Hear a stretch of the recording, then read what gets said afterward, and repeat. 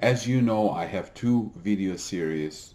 One is Why is this a great business video series?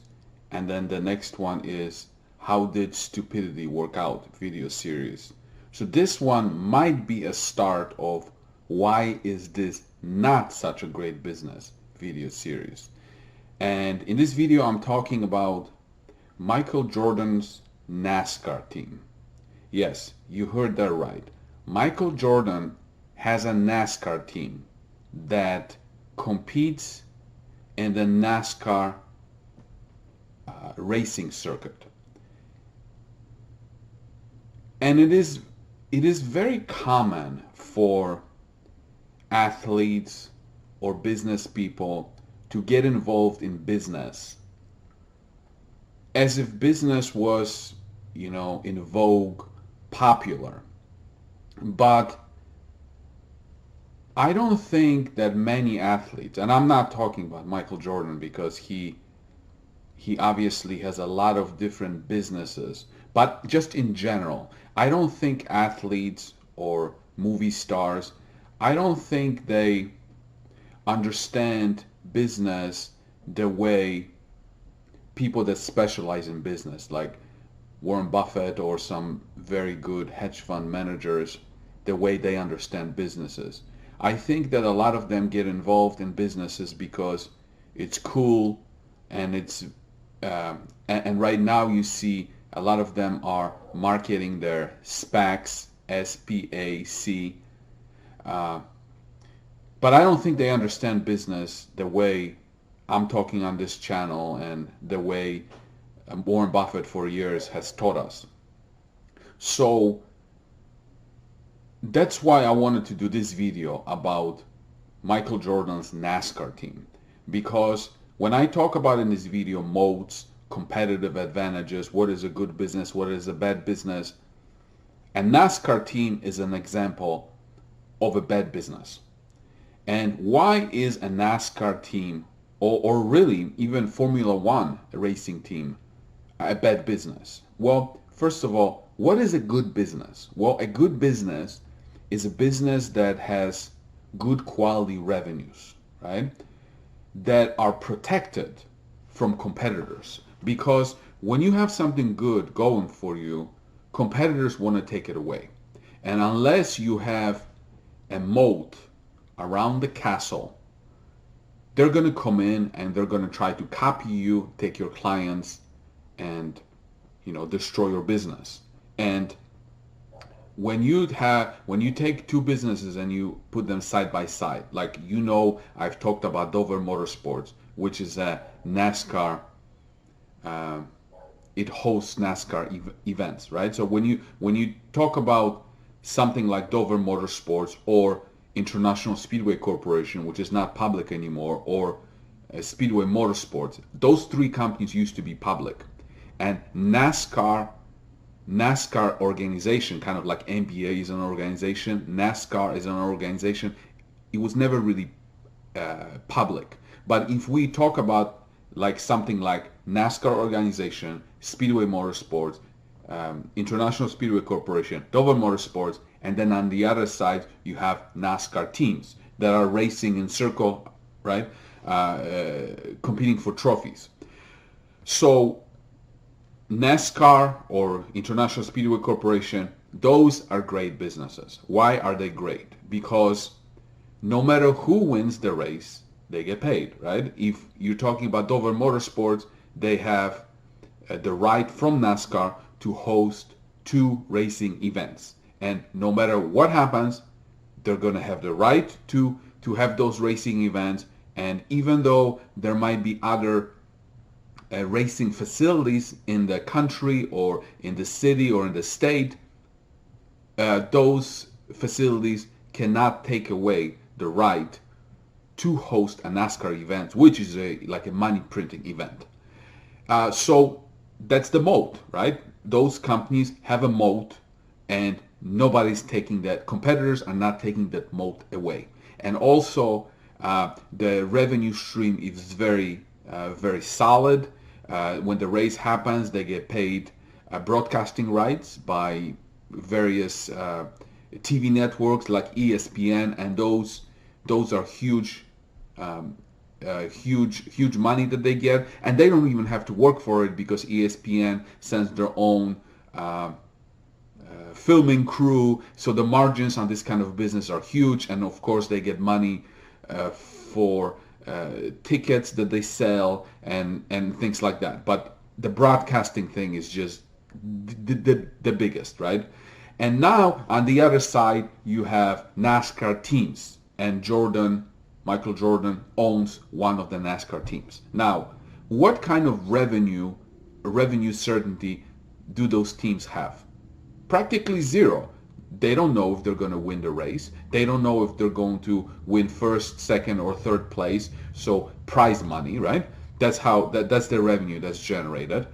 Also, what other revenue do they get? Well, they try to get various companies sponsor them, and you see like Home Depot, GoDaddy, right? You see those sponsors being printed or painted on the cars, right? But now, if your team is not winning, guess what's going to happen to the sponsors, right? They're very flaky, and they want their brand to be associated and displayed on a winner's car. So yes, if you are winning, which is not is hugely sustainable, but if you're winning, then yes, they are with you. If you're losing, they're not with you. And again, going back to the NASCAR hosting companies, do they have to spend a lot of money on high-paid professions like research and development? No, because they already have the racetrack. They already have everything set up. They have to upgrade the racetrack, so it is a bit capital intensive, but they don't have to come up with a new product. What about the racing teams? The racing teams have to constantly innovate.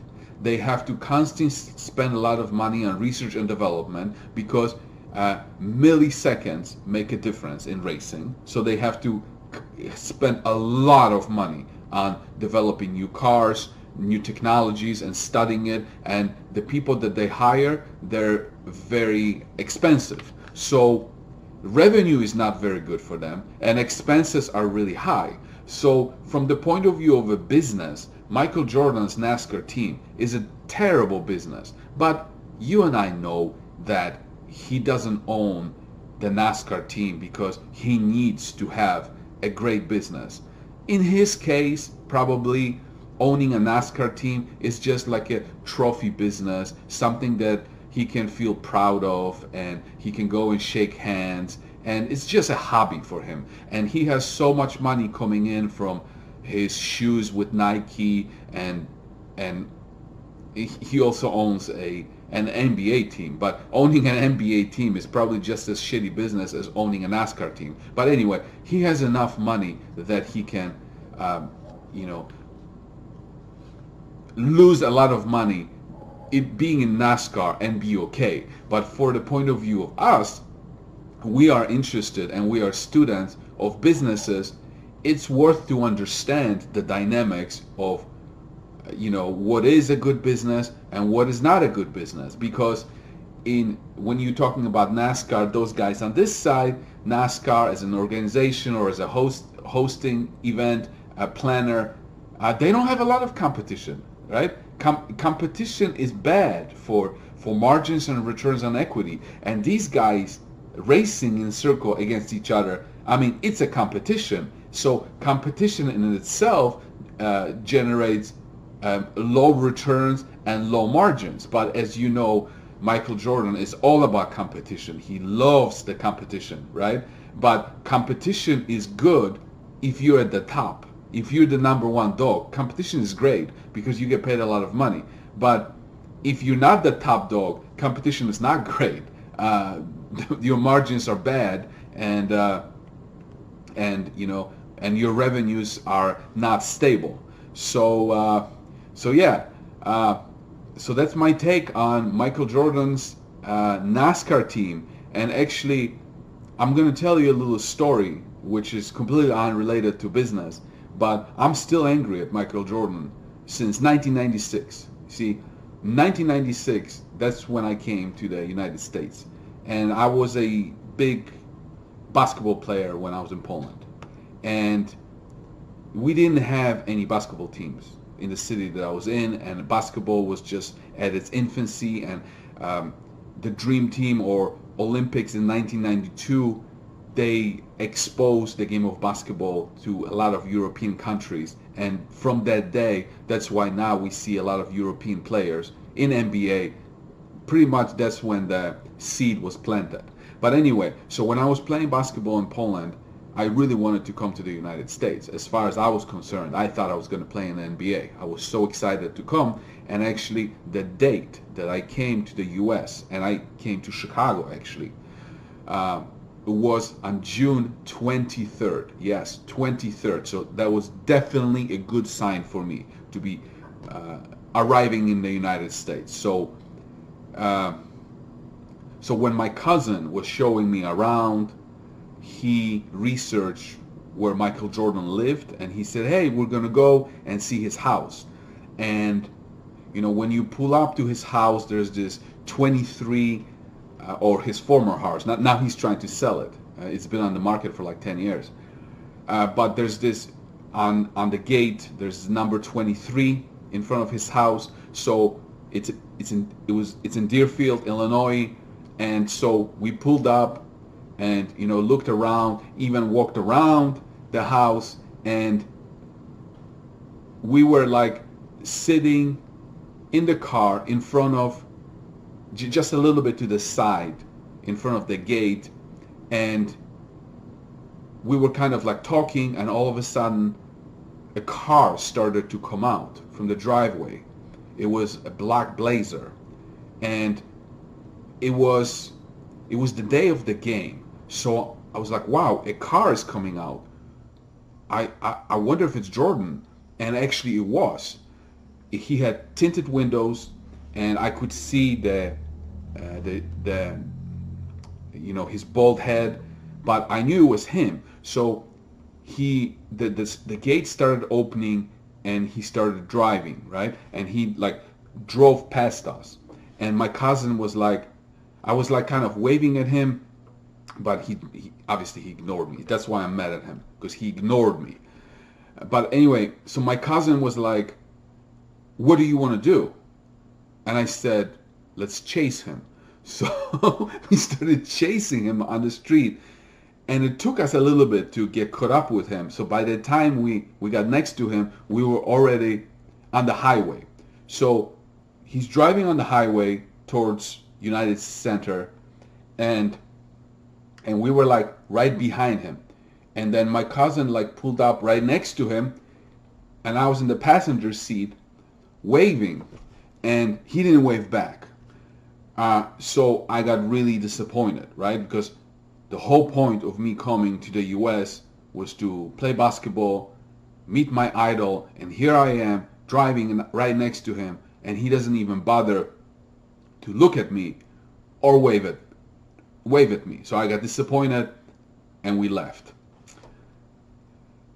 I think it was like 3 weeks later, he was on Oprah. And at that time, I didn't even speak English, right? So my cousin is watching Oprah, and he's like, Oprah just asked him a question, like how he deals with fans and stuff like that. And he just told the whole story about you chasing him on the highway. So all these years, I thought that he actually told this story. And recently, I re-listened to that 1996 Oprah interview, and no, he did not tell a story anything close to this. So for so many years, I thought that he actually told a story about me, but I was not correct about that. So anyway, that's the video about Michael Jordan's NASCAR team, my story about how he ignored me. Life goes on. Thank you for watching.